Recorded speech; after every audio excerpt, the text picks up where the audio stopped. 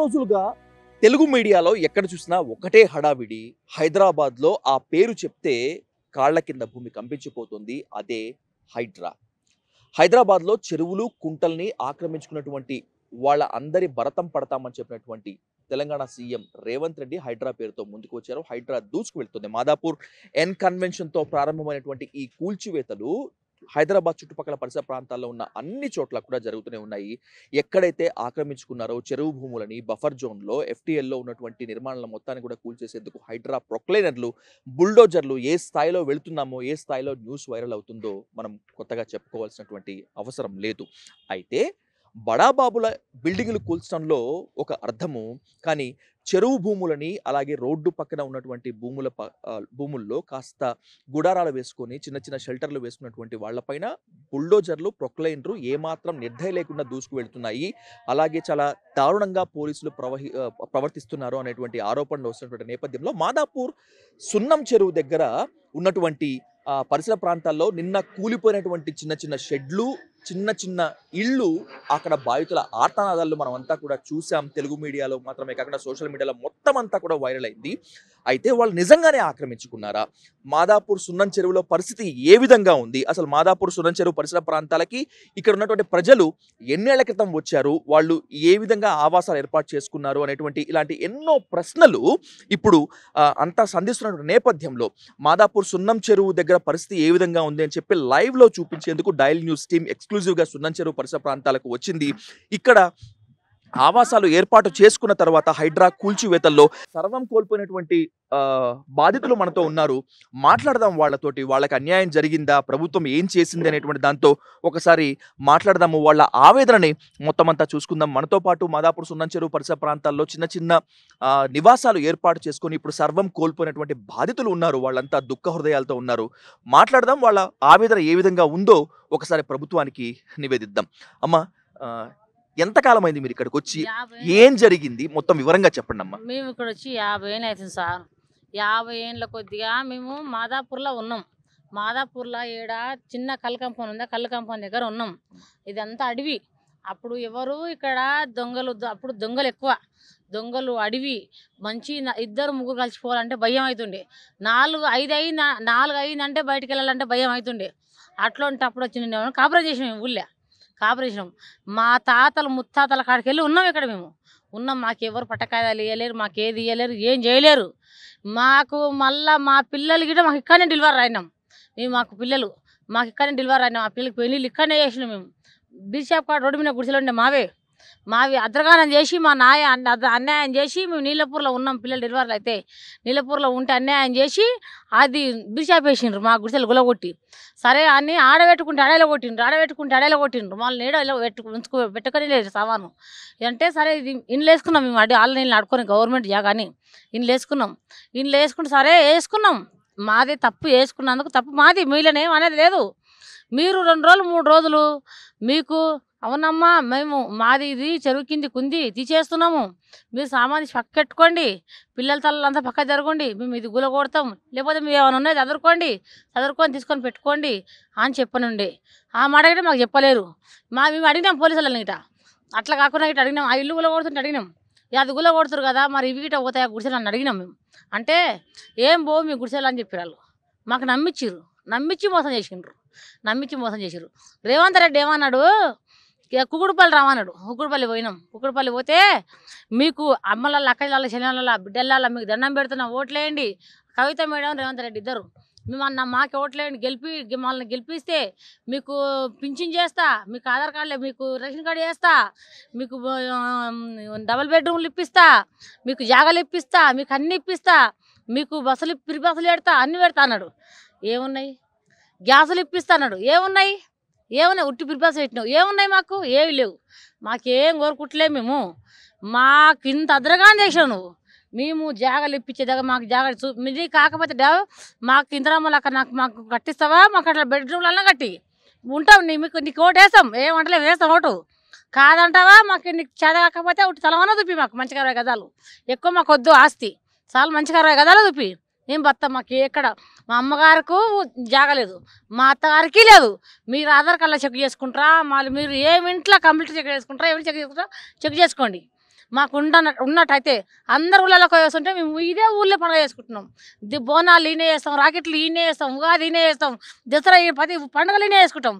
జాతర ఏది మాకు వినాయకుని పెట్టుకోవాలన్న గిట్ట మేము అందరి ఇళ్ళలో పెట్టుకుంటే ఊళ్ళలో పెట్టుకుంటే మీడే పెట్టుకున్నాం వినాయకుడిని. దేవుని మాకు చూసి ఆగలేరు, ఆకుండా ఇంట్లో ఊలగొట్టిర్రు. మాకు ఇంత అన్యాయం చేసిండ్రు, మాకు అన్యాయం చేసిండ్రు కదా. అన్యాయం చేసినందుకన్నా మాకేం లేదు. మాకు 60 గదాలు మాకు జాగరణ చూపించండి, కాకుంటే మాకు మా పిల్లలకి ఒక మాకు న్యాయం జరిపియాలి. మాకు చూపిస్తే మేమే పోయి గుడిసెలు వేసుకుంటాం. మీకు చేత ఒకటి కట్టేయకపోతే మేము కట్టుకుంటాం ఇండ్లు. రైట్.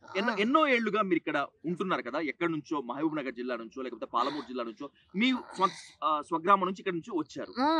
ఇక్కడ మీ నివాసాలని మీ షెడ్లని కూలగొట్టబోయే ముందు పోలీసులు గానీ హైడ్రా అధికారులు గానీ జిహెచ్ఎంసీ అధికారులు గానీ మీకు ముందుగా చెప్పలేదా? ఎవ్వరు చెప్పలే, ఒక పిల్ల రాలేదు మా దగ్గర, ఎవ్వరు చెప్పలే, రాలే. వచ్చి ఇంతకు ముందు వచ్చిర్రు, ఆ రోజే కూలగొడతాం అన్న రోజు వచ్చిండ్రు, వచ్చి అక్కడెక్కడ చూసుకొని పోయిండ్రు. అంటే ఇక్కడ రాలేనప్పుడు మనం అటకాయించద్దు కదా, అటకాయించద్దు. మన దగ్గర వస్తే మనం అటకాయించాలి. అక్కడెక్కడ చూసుకొని పోయిండ్రు. మన కాళ్ళ జాగాలు ఉన్నాయని చూసుకోపోతారేమో, వాళ్ళకు ఉందేమో రూల్స్ చూసుకోపోతారు కదా అనుకున్నాం. మింగిట అక్కడెక్కడ చూసుకొని పోయి వచ్చినాక అక్కడ గులగొట్టిండ్రు. నేను ఆడికి అనుమానం వచ్చింది, అడిగినాం మేము. సార్ మేడం ఇక్కడ గిట్ట వస్తారా సార్, ఇక్కడ గిట్ట మరి మా ఇండ్లు గిట్ట తీసేసారని అడిగినాం. చెరువు కింద ఉన్నాయి కదా మరి తీసేసారు గిట్టినామని అడిగినాం మేము. అంటే మీ తీయరమ్మా మీ తీయరు అన్నారు. అన్నీ చెప్పకుండా 3 జేసీబీలు వచ్చినాయి ఎమ్మడే, చెప్పకుండా సామాను తీయలే. సామాను బువ్వలు కూరలతో నజ్జి గిజ్జి పిల్లలు తల్లులు బట్టల కాడికి వెళ్ళి కట్టుకున్న చిరవిన కింద ఆ సామాను తీసి పక్క కాడి దొరికిన గిన్నె దొరికినట్టు గిన్నె దొరికితే ఆ గిన్నె తీసుకున్నాము, పక్క పెట్టుకున్నాము. అంతే. మొత్తం పిల్లల తల్లులు నొరసాలు నానుకుంటా ఉన్నాం ఆడ. నానుకుంటా అదే వినాయకుడు లేకపోతే మా తోడేముంటుండే? మేము ఏడా ఉంది, మొత్తం రోడ్లోనే కదా మేము ఉండేది. ఆ రోడ్లోనే మాకు తోడు ఉంటున్నా, వచ్చే బస్సు పోయే బస్సు ఏదో ఎక్కిపోతుండే మళ్ళీ ఎక్కిపోతుండే. అంటే రేవంత్ రెడ్డి మాకు సాగు చూపించిండా, ఓటే ఇచ్చుకొని చెరువు చూపించాడు, చెరువులో ఆడ సామాని, లేకపోతే రోడ్డు చూపించాడు మాకు, రోడ్డు మీద సామాని. మాకు జాగా చూపించే దగ్గర మాకు న్యాయం జరిగే దగ్గర ఇదే తావునే ఉంటాం. మాకేం న్యాయం చేయండి. మాది కాదు ఇది తలం. మేము మందిలాక మేము మళ్ళేసుకోలేం. మేము వీళ్ళ అద్రగానే చేసి మేము ఇది మాదని మేము చెప్పుకోలేం. మేము ఇంత జాగా మేము మళ్ళేసుకొని మేము కట్టుకోలేం. మాకొద్దు, మీరు ఇచ్చిన అక్కడికే మాకు అదే సంతోషం, మాకు అంతే కావాలి. కానీ మేము ఒకరితోటి మళ్ళేసుకొని గింత మేము పొలం తీసుకొని ఒక గదం జాగా తీసుకొని కట్టుకోలేము మేము. మాకు సస్తే బొందలు పెట్టుకుని జాగట లేదు. లేకుంటే మా మొగలు చచ్చిపోతే గిట్ట రైలుకట్ట అతను బొందలు పెట్టినాం, మా అత్త చచ్చిపోతే అక్కడే పెట్టుకున్నాం, మా వాళ్ళు మా ప్రతి ఒక్క మా ముత్త వాళ్ళు చచ్చిపోతే అక్కడే పెట్టుకున్నాం. మా ఎక్కడనే ఉన్నాయి బొందలు, చూపిస్తాం. బొందలు గిట్ట మేము చూపించమంటే రైలుకట్ట అందరికి బొందలు కట్టే జాగాలు ఉంటే మాకు లేవు, జాగాలు గిట్ట లేవు. మేము అవి గిట్ట అడగలేము మేము. సరే మాకు ఇవి కావాలని మాకేం కోరిక లేదు, మాకు కావాలి, మాకు న్యాయం ఒకటే కావాలి. ఎంతకాలం అయింది ఇక్కడికి వచ్చి? నిన్న మొత్తం కూల్చారు కదా, ముందేం చెప్పలేదు అంటున్నారు. మరి మీరు ఎప్పుడు చెప్పకుంటే మాకేం చెప్పలేరు, చేయలేరు, మాకేం తెలియదు సార్. అవ్వ మాకు చెప్పింది కదా, అక్కడ ఉన్నారు చూడు వాళ్ళు చెప్తారు.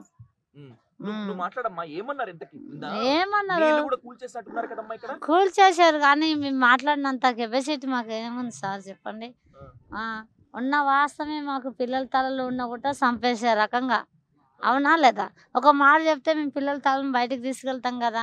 మీరు అంతా చేసి పెట్టినాక పిల్లల్ని మేము బయటకు వచ్చి నిషేధపడి వచ్చిందేమో మంచిదా, లేకుంటే మా సాగు చూతురు.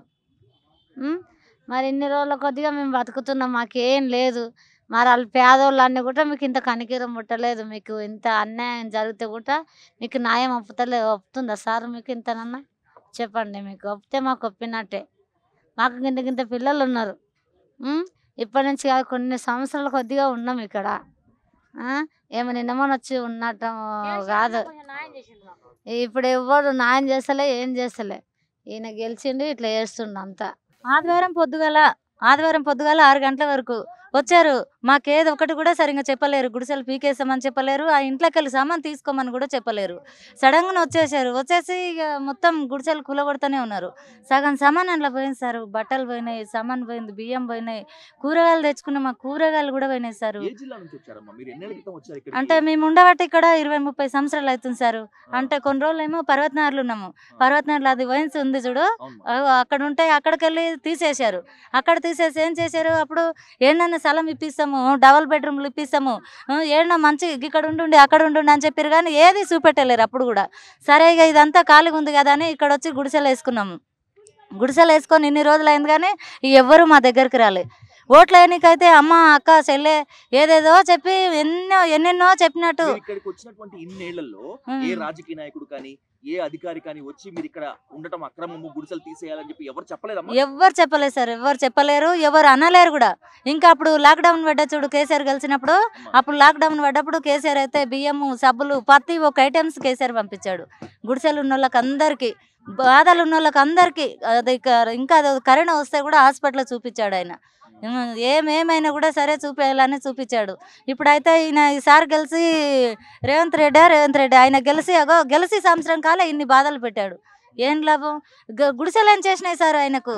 లేవరం ఏం చేసినాం ఆయనకు? వచ్చి పొద్దున్నే 6 గంటల వరకు వచ్చి ఎక్కడ కూలగొట్టేసి సామాన్ అంతా పలిగిపోయాయి. బకెట్లు కూడా పలిగిపోయినాయి, బిందెలు కూడా పలిగిపోయినాయి. ఆ పలిగిపోయినందుకు అమ్ముకొచ్చుకున్నాము. కూల్ చేసిన పైసలు కూడా రాలేవు కొన్ని. ఇప్పుడు వానలు ఈ సంవత్సరం ఈ నెల మొత్తం వానలే ఉన్నాయి. వానలు లేని టైం అయితే లేదు. వానలు ఉన్నాయి, వానలల్లో పైసలు లేవు, పని లేదు, వండుకొని తిందామంటే కూడా ఏది లేదు. అట్లా అని మేము బాధపడితే సడన్గా వచ్చేసి గుడిసెలు అన్నీ కూలగొట్టేశారు. సడన్గా గుడిసెలు కూలగొట్టి ఇప్పుడు ఏడ ఉండాలి? మళ్ళీ ఏమనంటే పోలీసు వాళ్ళు ఏమంటారు, లేడీస్ మమ్మల్ని కొట్టడానికే వస్తుంది ఆమె. అన్న మాకు ఇప్పుడు ఒక మాట చెప్పకుండా గుడిసెలు కూలగొట్టిరన్న. మాకు ఒక్కరోజు ముందర చెప్పినా మేము వేరే దగ్గర చూసుకునేటోళ్ళం. సరే వచ్చిర్రు, దబ ఒక గంట సేపట్ల మొత్తం కూలగొట్టేశారన్న. ఇదంతా చూడండి, ఒక 50-60 గుడిసెలు ఉంటాయి. ఇంటికి ఒక 5 మంది ఫ్యామిలీ చేసుకున్న ఒక 60-70 మంది రోడ్డున పడ్డారన్న. ఇప్పుడు ఒక్కొక్కరు చిన్నపిల్లలు ఉన్నారు. ఇగో పుస్తకాలు పోయినాయి, అన్నం వండుకునే అన్నం పోయింది. మాకు ఇగో చూడండి అన్న, ఇగో ఒక్కొక్కరు గుడిసే 10,000 ఖరీదు అయిందన్న. మాకు ఎంత లాస్ అన్న? కనీసం ఇంత జరిగిన తర్వాత కూడా మాకు నష్టపరిహారం కూడా ఇవ్వలేదన్న. మనిషికి ఇగో గుడిసెకు 1000 రూపాయలు కూడా ఇవ్వలేదన్న. మాది ఎంత అన్న సంపాదన? డైలీ పోతే 500 ఇస్తారు, 500 కూలీలము.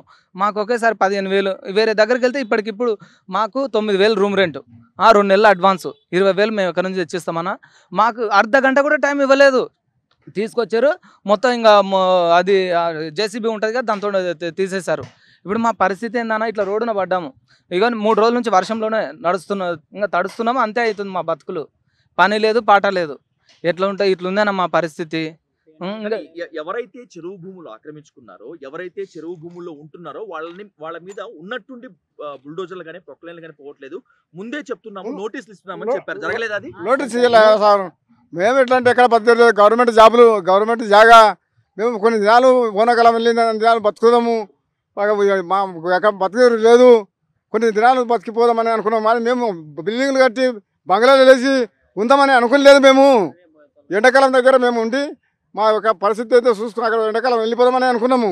మేము బిల్డింగ్లు కడదామని అనుకోలేదు. ఆడొక చెక్క, ఈడొక చెక్క, కసొకలు ఏరుకొచ్చి వేసుకుంటే మాకు 10 దినాల టైం కూడా ఇచ్చినాడు, 5 దినాల టైం కూడా ఇచ్చినాడు మాకు. అంత అంత అది దగ్గర మాకు తెలియదు. మాకు ఇంత పరిస్థితి చేసారు. మాకు రోడ్డు మీద ఇప్పుడు ఏడో కూర్చున్నాము, మా ఎక్కడ జాగలేదు, మాకు ఏడ రూములు దొరుకుతలేవు. ఇంత పరిస్థితి చేసిండు మమ్మల్ని. మాకు యానన్నది స్థలం ముందు స్థలం చూపించారన్నా.